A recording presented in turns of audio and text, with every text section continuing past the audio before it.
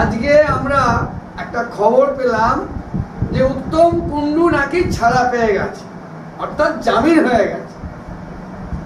যদিও এটা খুবই দুর্ভাগ্যজনক, কারণ আজকে গোটা তারকেশ্বরে শোকের ছায়া নেমে এসেছে।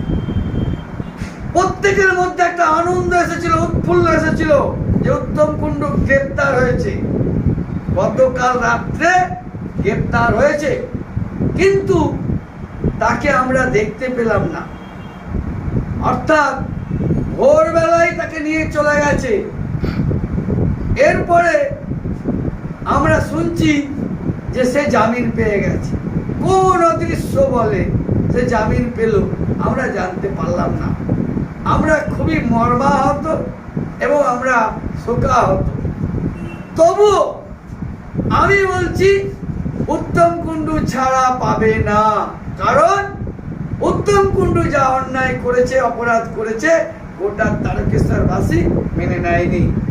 আজকের দিনে আমি উত্তম কুণ্ডুর বিরুদ্ধে আবার একটা এফআইআর করেছি। আমি তারকেশ্বর থানায় অভিযোগ জানিয়েছি এবং প্রায় 3 কোটি টাকার সেখানে দুর্নীতি হয়েছে। সেই টাকা দুর্নীতি কিভাবে হয়েছে এবং সেই অপরাধ কিভাবে হয়েছে তার জবাব কিন্তু তাকে দিতে হবে। খুব শীঘ্রই সেটা এফআইআর হবে। আমরা অভিযোগ জানিয়েছি তারকেশ্বর থানায়। এরকম বহু অভিযোগ উত্তম কুণ্ডুর বিরুদ্ধে জমা হবে এবং আমি আশাবাদী উত্তম কুণ্ডু যে জেলের বাইরে থাকবে না।